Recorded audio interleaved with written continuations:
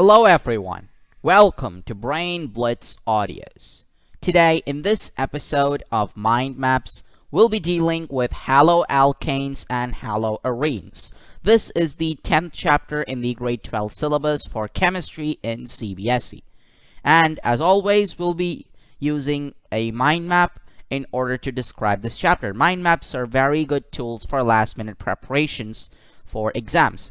However, like this one, they can be very extensive, and therefore this video is devoted to explaining this mind map in some detail. So today the chapter is haloalkanes and haloarenes. Now these are some of the most important compounds in nature. This is a part of organic chemistry. So haloalkanes and haloarenes are basically organic compounds with their functional group being a halogen. They're formed by the replacement of hydrogen atoms in a hydrocarbon. If the replacement was in an aliphatic hydrocarbon, then you call it a haloalkane. And if the replacement happened in an aromatic compound, then you call it a haloarene. The halogen atoms,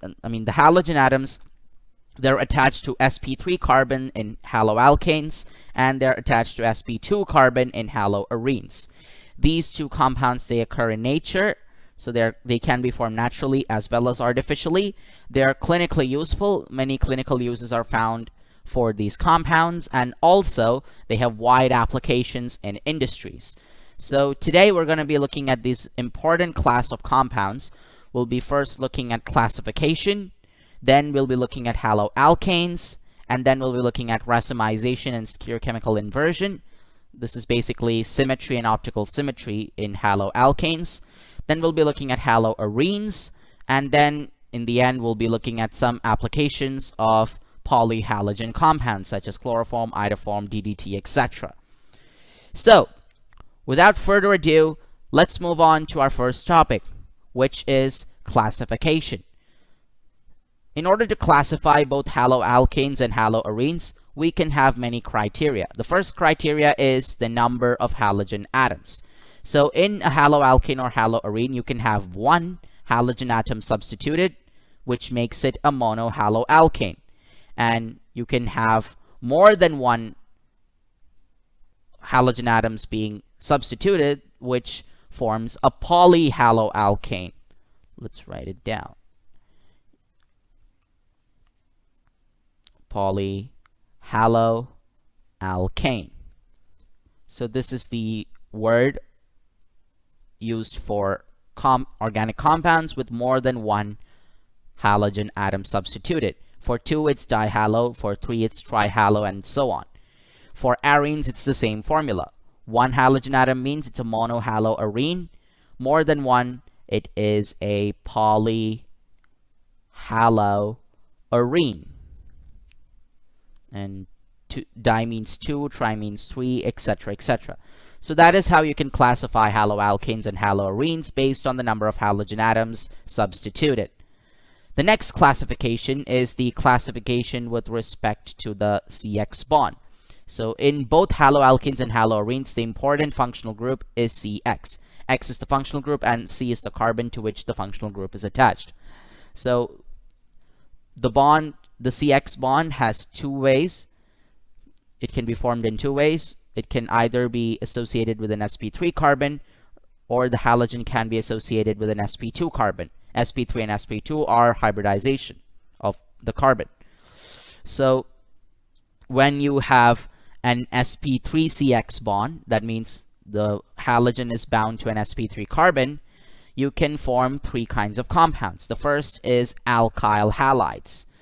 In alkyl halides, the X atom, it is bound to an alkyl group. So like this one, you can find that the halogen is attached to an sp3 carbon, and this is an alkyl group. And depending on the number of hydrogens attached to the carbon, you can classify it as primary alkyl halide, secondary alkyl halide, tertiary alkyl halide. Alkyl halide is a common name in terms of the International Union for Pure and Applied Chemistry. The name for this kind of compounds is haloalkanes. So haloalkanes can be primary, secondary, or tertiary, depending on the number of carbon chains present. So this is the first kind of haloalkanes and haloarenes formed by using sp3-CX bond. Now the next type is allylic halides. In allylic halides, the X atom is bound to an sp3 carbon which is present next to a carbon-carbon double bond. So in the earlier group, the carbon is attached to other long carbon chains, but over here the specific condition is that the sp3 carbon must be next to a carbon-carbon double bond, like this. So this is the structure for that bond. Over here, this is a very simplified version of it. I haven't put in hydrogens, etc., but this is to give an idea of what constitutes an allylic halide. So this is the functional group and how it is present in an allylic halide. And this kind of carbon, the carbon that's attached to the carbon double bond, it is called an allylic carbon.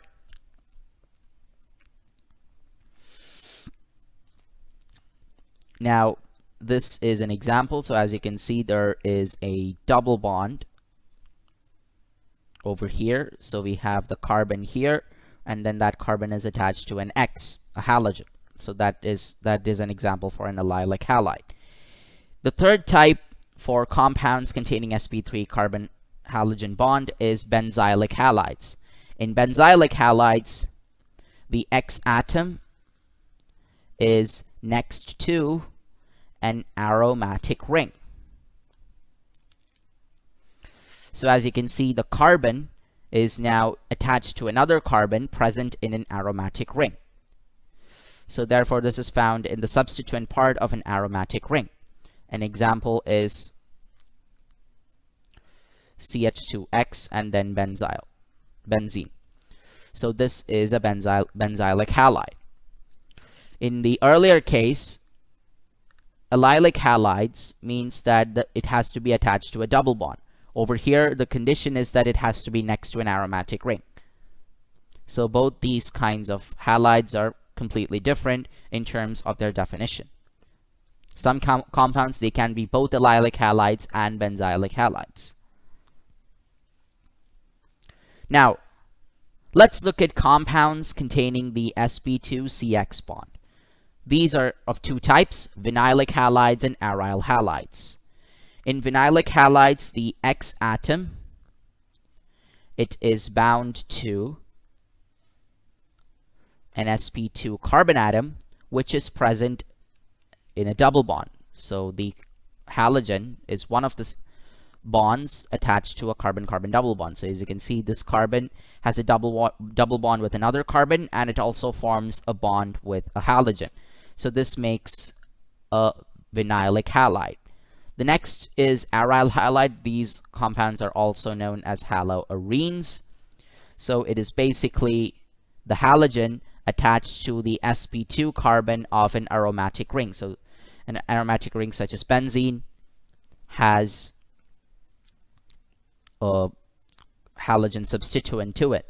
So this is an example of a halobenzene. So halobenzenes are compounds which are aryl halides because they contain the halogen atom attached to the aromatic ring.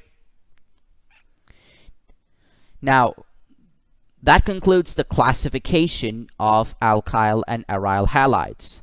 Let's look at nomenclature. How do we name these compounds? Organic compounds, in organic compounds, nomenclature is very important. So there are basically two kinds of names, common names and also names which are given by the International Union of Pure and Applied Chemistry. So if you want to form the common name, you just write the alkyl group followed by halides. So methyl chloride, ethyl iodide, etc. You can also add dihalogen derivatives and also prefixes such as ortho, meta, and para, depending on the position. For example, if we have a compound such as this one,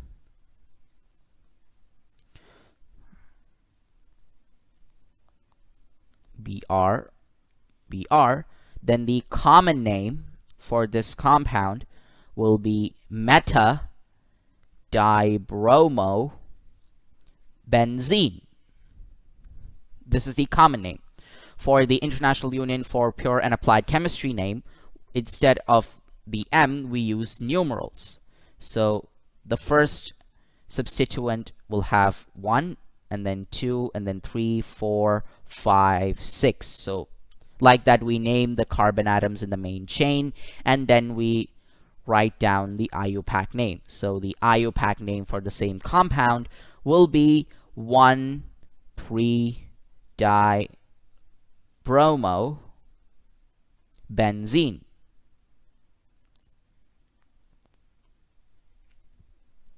So that is the difference between the two types of nomenclature. Now, the most important part of a haloalkane or a haloarene is the CX bond. Now, this CX bond is always polarized. This is due to the fact that X is more electronegative. The halogen atoms are more electronegative than the carbon atoms. So therefore, there is a partial positive charge at the carbon atom and a partial negative charge at the halogen atom. Again, this is due to the fact that the shared pair of electrons between them are closer towards the halogen atom. So the halogen atom pulls the shared electrons closer to it. This is called electronegativity. And this is due to the fact that the carbon and the halogen atoms, they form a covalent bond by sharing of electrons. And the discrepancies in sharing gives rise to electronegativity. And because of this electronegativity, the carbon-halogen bond is polarized, which means that halogen has a partial negative charge and carbon has a partial positive charge.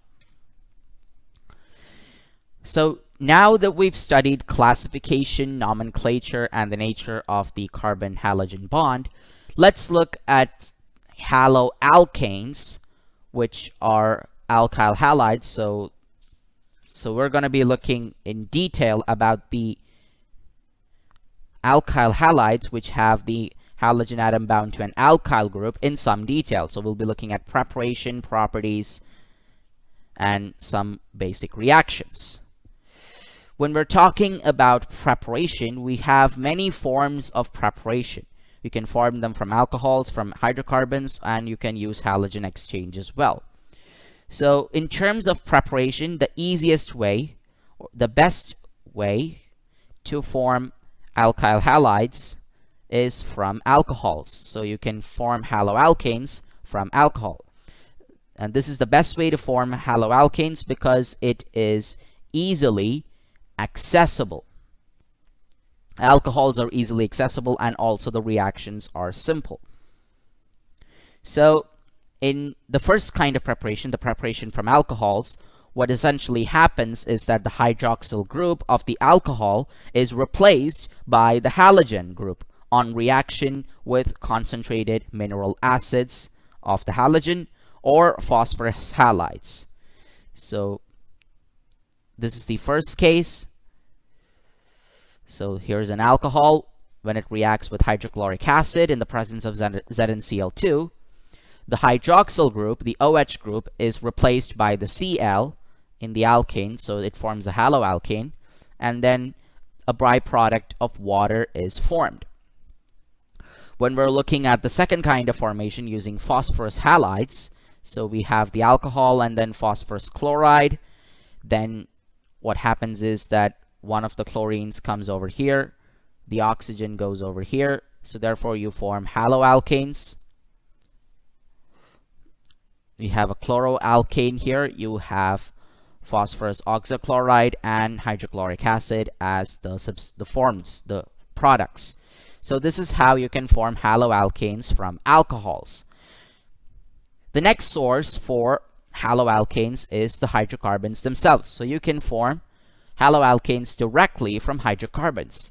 So there are various ways in which you can form haloalkanes from hydrocarbons. The first method is free radical halogenation.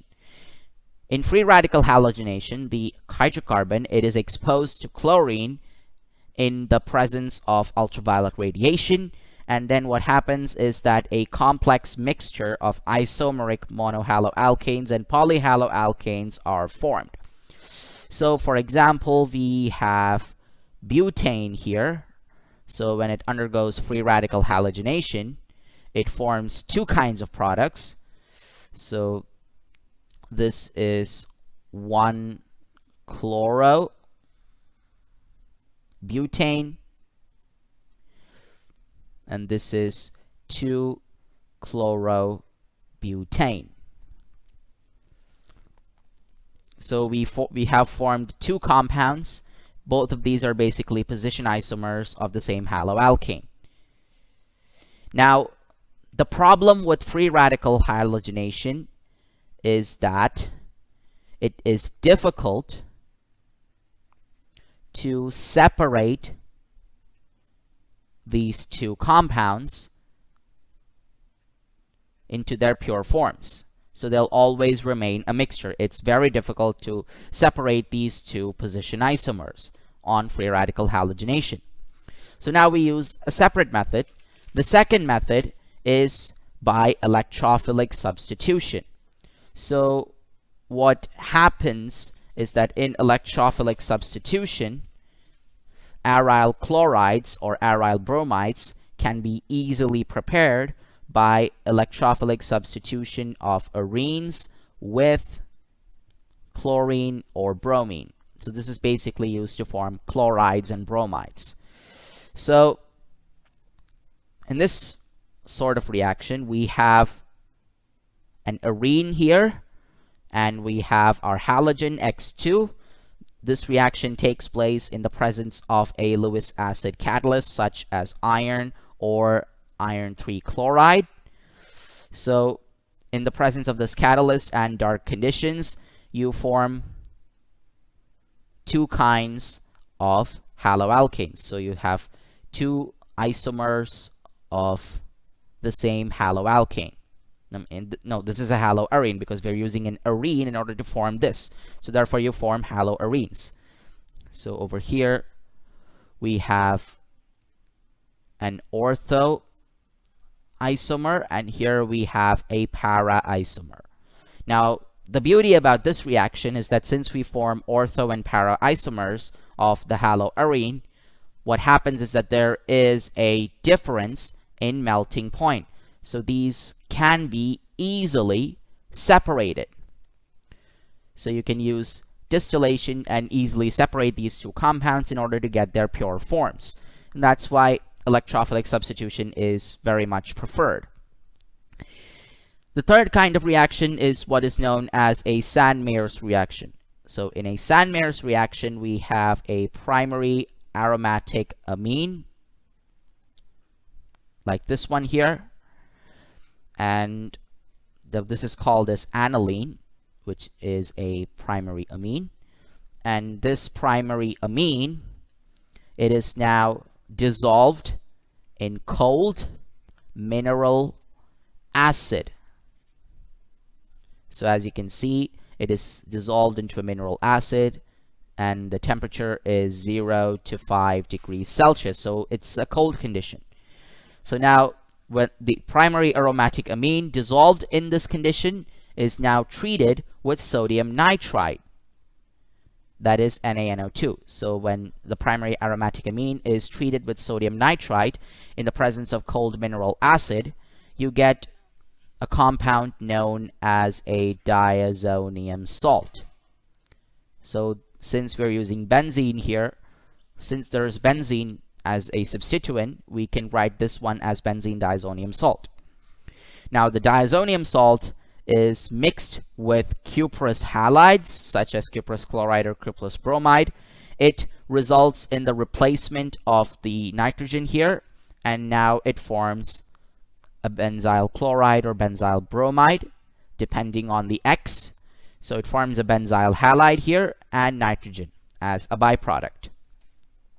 For iodine, instead of using NaNO2, we use potassium iodide in order to take the same reaction.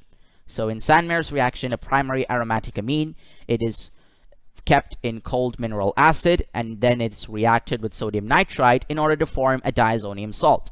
The diazonium salt is now mixed with cuprous halide in order to form the haloarene and nitrogen gas. The last type of reaction from which we can form haloalkanes from hydrocarbons is from alkenes.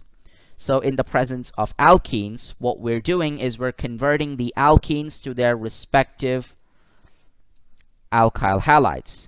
And this is done by reaction with a halogenic acid.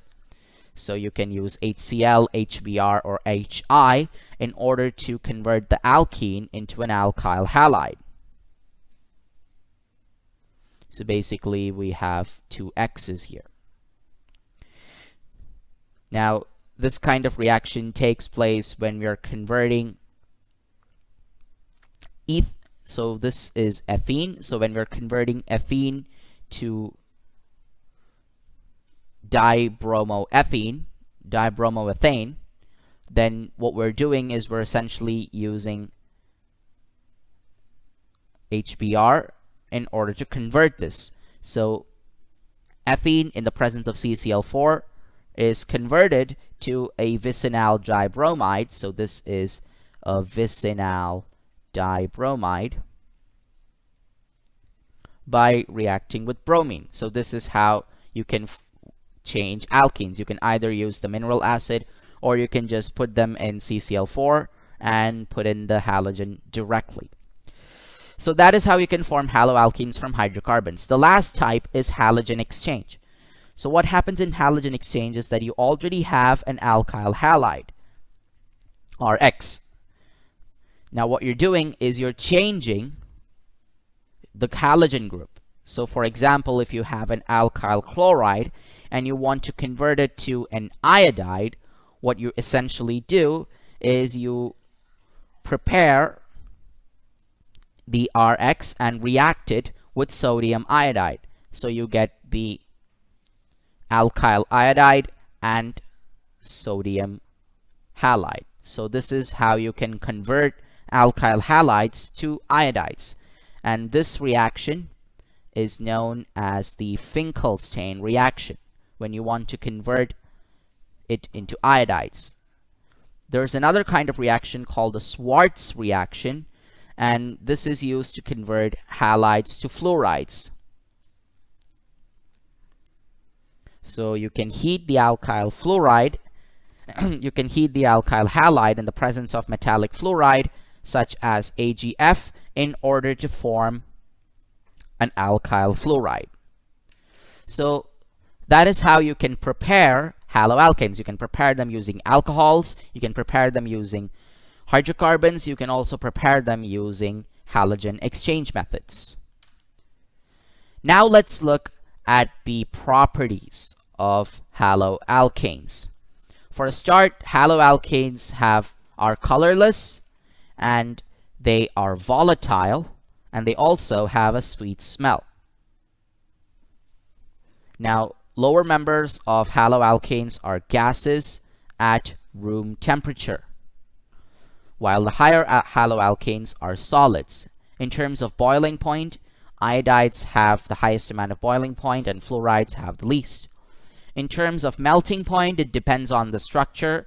Para isomers have higher melting points than ortho and meta isomers. In terms of density, the condition is that amongst haloalkanes, density increases with increase in the number of CX atoms and atomic masses. So if you have bromobenzene and dibromobenzene, then dibromobenzene has more density. And for example, if you have difluorobenzene and diiodobenzene, then diiodobenzene will have higher density. So the density is dependent on the number of CX atoms and also the atomic mass of the CX atoms. Haloalkanes are sparingly soluble in water. Their solubility in water is very less. Now let's look at the chemical properties of haloalkanes. So there are basically three types of reactions that occur with haloalkanes. The first is nucleophilic substitution. In nucleophilic substitution, a nucleophile reacts with the alkyl halide having a partial positive charge, so that means this is polarized.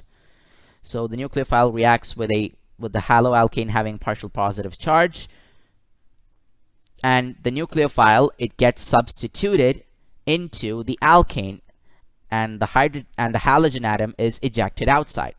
So over here, the nucleophile, it attacks from behind, and then the nucleophile takes the spot of the halogen, while the halogen is now released.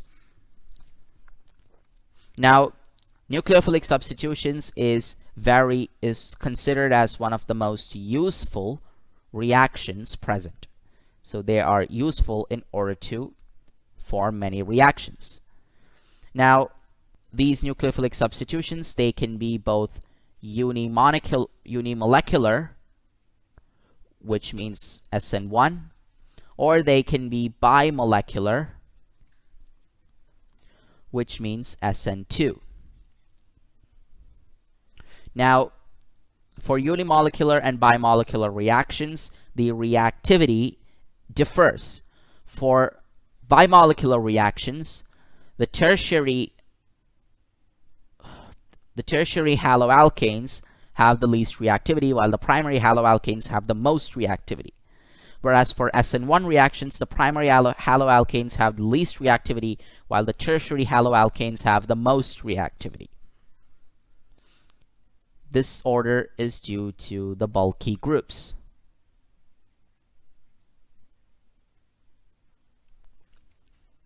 So that is about nucleophilic substitution. Next, we have the elimination reactions. Now, in elimination reactions, we have a halogen present with a beta hydrogen atom. So this structure is basically a haloalkane with beta hydrogen. So essentially, in order to explain this, the carbon attached to the halogen is known as alpha carbon, and the carbon which is attached to an alpha carbon is known as a beta carbon, and the hydrogen which is attached to the beta carbon is called as a beta hydrogen. So now you have a base here, and the base reacts with this hydrogen. So what happens is that the haloalkane with beta hydrogen atom is heated in the presence of alcoholic KOH solution. Now, what happens is that the base attacks from behind and replaces the hydrogen, and it also forms a double bond between the two carbons. So what happens is that the base attacks the hydrogen, and it also attacks the halogen. So both of these are removed, and the base, it associates itself with hydrogen, and the halogen ions are ejected, and the final product is an alkene. So in this kind of elimination reactions, alkenes are formed from haloalkanes. So the hydrogen and the halogen are eliminated. This is why it's called an elimination reaction. B stands for base, X stands for the leaving halogen group. The third type of reaction is reaction with metals. In reaction with metals, when you have organic chlorides, bromides, or iodides, when they react with metals, when they react with certain metals, they form organometallic compounds. For example, the formation of Grignard reagent is basically a reaction with metals. So therefore, you can see in this reaction, which is 1-bromoethane, and bromoethane, it reacts with magnesium to form the Grignard reagent, bromo-magnesium ethane. So this is of the form RMgX, and that is a Grignard reagent. Another kind of reaction with metals is the Swartz reaction. So in the Swartz reaction, alkyl halides, they react with sodium in the presence of dry ether in order to give hydrocarbons. So this here is a hydrocarbon. The speciality of this hydrocarbon, it has 2 times the number of C atoms as before. So that means if you have a haloalkane with, say, 2 carbons, then the hydrocarbon that is formed has 4 atoms. So if you have ethyl halide, you get butane as the hydrocarbon. And that is how you find the Swartz reaction. So in Swartz reaction, the haloalkane reacts with sodium and dry ether to form the original hydrocarbon, to form the hydrocarbon that has 2 times the number of carbon atoms as the original haloalkane, and you also form sodium halide as a byproduct. So this is how you can form, so this is how haloalkanes are prepared and how their properties go on. So we've looked at preparation and properties of haloalkanes. Let's look at some other properties such as stereochemical inversion and racemization. So these kinds of properties, they're based on the symmetry of the molecule. So basically we're looking at symmetry of haloalkanes. In SN2, we have a property called stereochemical inversion. So in stereochemical inversion, we're measuring the optical activity of the molecule. So what do you mean by optical activity? When you have white light passing through a Nicol prism, you get something known as plane polarized light. Now, some compounds, such as the ones found in SN2, such as the ones having SN2 nucleophilic substitution, these compounds, they can rotate the plane polarized light. So it gets rotated by organic compounds, and the angle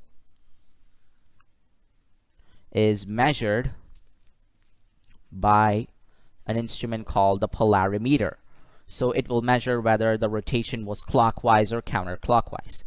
Now, if the plane polarized light is rotated clockwise by the particular molecule, then you call it a dextrorotatory organic compound. If it rotates counterclockwise, then it is a levorotatory organic compound. Dextrorotatory can be represented by the plus symbol or lowercase d. Levorotatory can be represented by minus or lowercase l. So this is with respect to optical symmetry and optical activity. Now, what about racemization? Racemization refers to the symmetry, the symmetry of the compound. So the organic compounds, they can either be symmetric, which means that you can superimpose one compound on another, or they can be non-symmetric, where you cannot place one object over another, so they're not superimposable. Non-superimposable compounds are called chiral compounds, and superimposable compounds are called achiral compounds.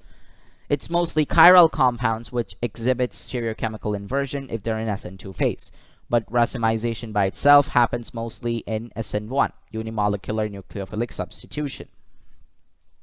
So these are basically the 2 kinds of properties which are dependent on 1, optical activity, and 2, the symmetry of the compound. So Now that we've studied racemization and stereochemical inversion, let's look at the preparation and the reactions with respect to haloarenes. So we're going to be learning some more details about haloarenes. The first reaction occurring in haloarenes is called nucleophilic substitution. So in nucleophilic substitution, haloarenes are extremely less reactive. So nucleophilic substitution does not occur in haloalkanes. Haloalkanes are extremely less reactive when it comes to nucleophilic substitution. Here's why. The first reason is the resonance effect. In haloarenes, the electrons, they pair up. So what happens is that the electron pair in this halogen, it is in conjugation with the pi electrons present in the carbon ring. So the aromatic ring has pi electrons, and the halogen electron pairs are in conjugation with the pi electrons. So therefore, as you can see here, the electrons move about, forming resonance. So you have resonating structures when you have a haloarene. A haloarene forms resonating structures. And because of these resonating structures, the CCl bond has partial. So the CCl bond is now a partial double bond. So therefore, because of the partial double bond, there is difficulty in bond cleavage. So the bond, when it becomes a partial double bond, it becomes extremely hard to break. So difficulty in cleavage occurs. And that's why you do not find nucleophilic substitution reactions in haloarenes. The second reason is the hybridization of the CX bond. In haloalkanes, the hybridization was sp3. In haloarenes, however, the hybridization is sp2. So the sp2-CX bond has greater S character. So that means this bond is stronger. So even if there is no resonance, the bond itself gets stronger because the hybridization of the carbon atom is different. The next reason is phenyl cation is unstabilized by resonance. So what happens is that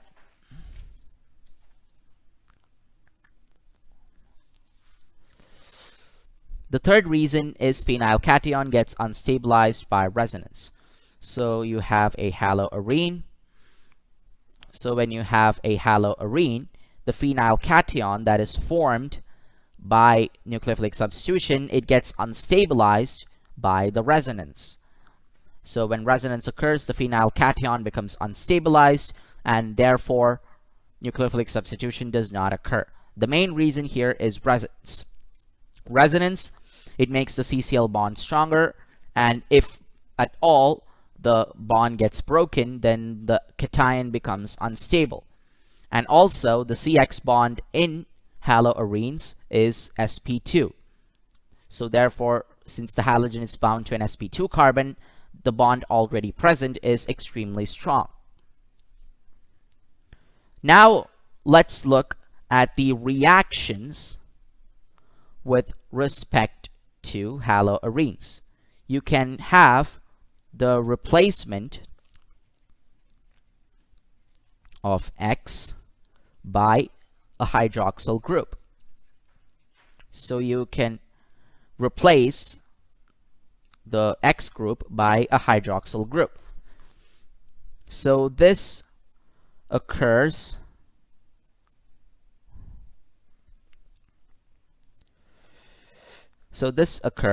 by using an electron withdrawing group. Now, without using an electron withdrawing group, chlorobenzene gets converted into phenol by reaction with sodium hydroxide at 623 degrees Kelvin, 300 atmospheres of pressure, and an acidic medium. So this is how you can form phenol directly from chlorobenzene. Now, To form it indirectly, what we're doing is we'll add an NO2, we'll add an electron withdrawing group, a secondary group, which is, for example, NO2 is an electron withdrawing group at the para position. So in this case, you just need to mix it with NaOH at 443 degrees Kelvin in order to form phenol, nitrophenol. And the nitrophenol can then be changed to phenol easily. So if you add more NO2 molecules, more electron withdrawing groups, the reaction becomes super easy. So that is how you undergo nucleophilic substitution. So either you use high conditions or you use an electron withdrawing group in order to simplify the reaction. So you can replace halogens in haloarenes by using one, the OH group, and two, you can use an electron withdrawing group in order to make the reaction faster and easier. Now let's look at electrophilic substitution. So in electrophilic substitution, the substitution, it occurs at ortho group and para group. And this is, so electrophilic substitution, it occurs at ortho and para positions due to the fact that these have more electron density. So there are 5 reactions that occur in electrophilic substitution. The first type is halogenation. So chlorobenzene, when reacting with chlorine in the presence of anhydrous ferric chloride, forms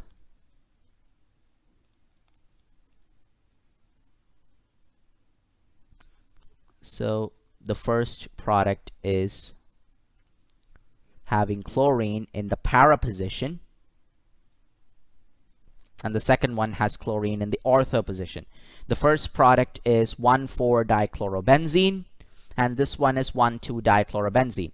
The first product is the major product, and this is a minor product. The second reaction that occurs in electrophilic substitution is nitration, so the addition of a nitro group.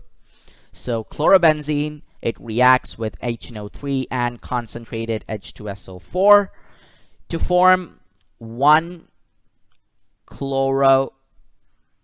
2-nitro, okay, not here, it's out here.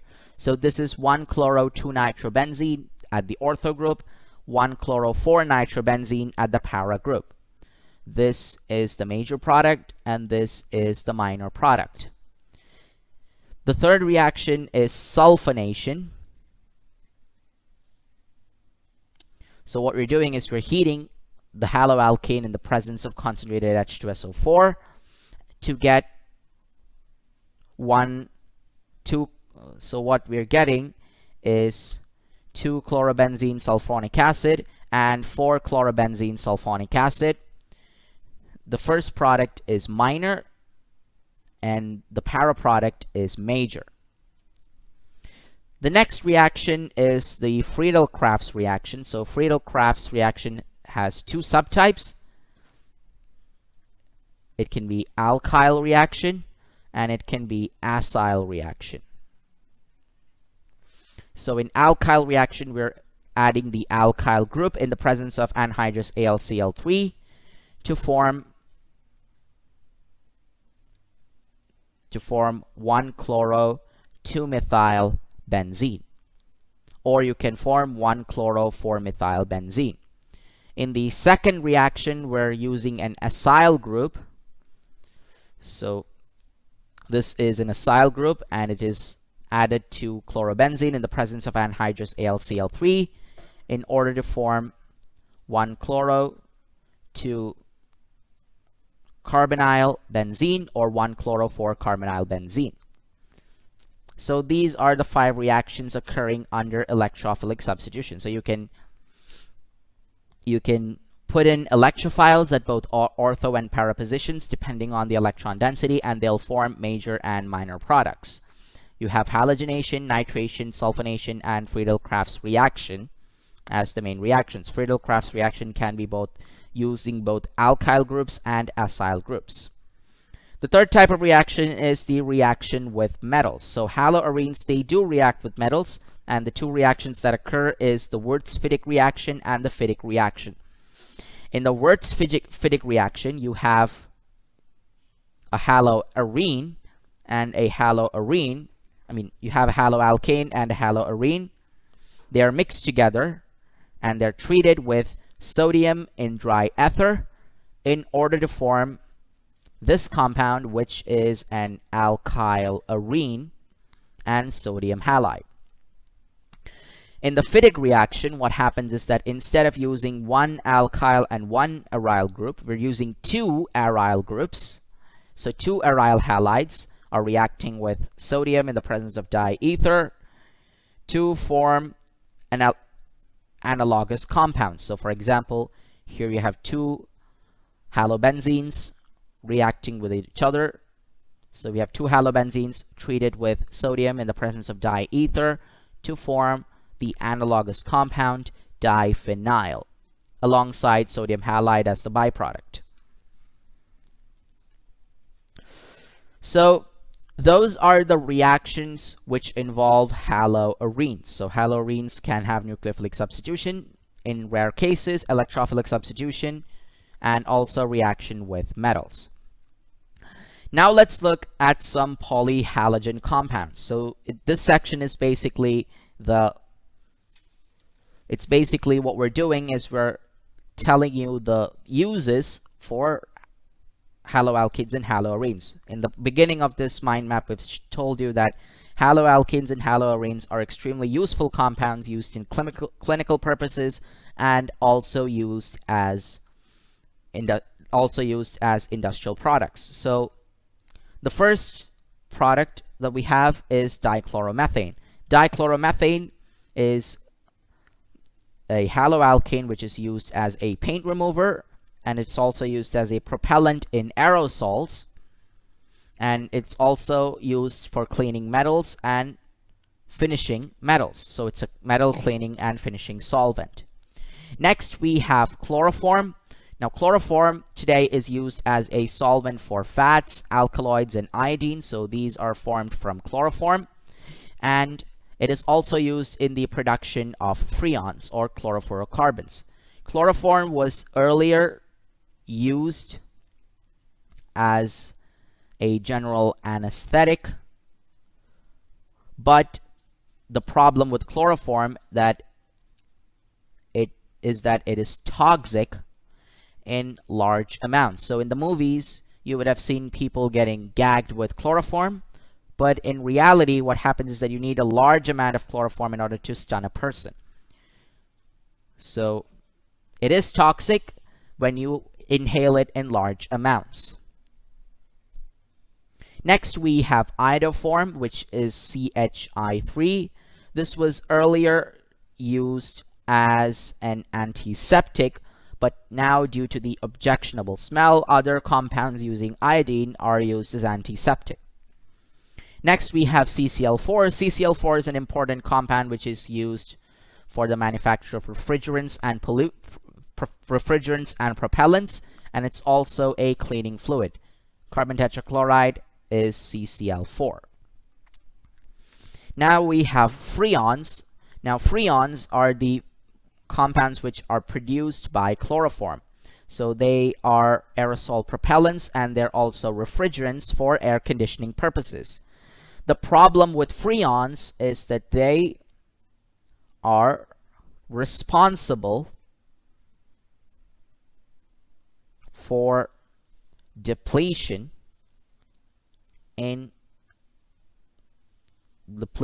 of the ozone layer. So what happens is that freons, they react with ozone to form chlorine monoxide, and then then you get oxygen instead of ozone, so the ozone in the atmosphere is getting decreased. And finally, we have DDT, which is an infamous insecticide. So it was found as an insecticide in the 1930s, but by the 1970s, due to its toxic byproducts and toxic nature, it was banned as an insecticide in the US. Carbon tetrachloride may be used for manufacture for refrigerants and propellants, but it's also toxic. So these are some of the polyhalogen compounds that we use in industrial purposes. So that ends this mind map for haloalkanes and haloarenes. So in this chapter, we looked at the classification, we looked at the preparation and properties of haloalkanes, reactions occurring in haloarenes. We also looked at optical symmetry and the compound symmetry, and we also looked at some polyhalogen compounds in real life and their applications. This chapter is very important because many of the reactions such as nucleophilic substitution and electrophilic substitution are described in detail, so it forms the base for the chapters ahead. So we hope you found this mind map interesting. For more of such mind maps, don't forget to click the link in the description down below. For more of our useful and interesting content, don't hesitate to subscribe to our channel, which is Brain Blitz Audios. So, until the next webisode, take care, stay safe, bye-bye for now.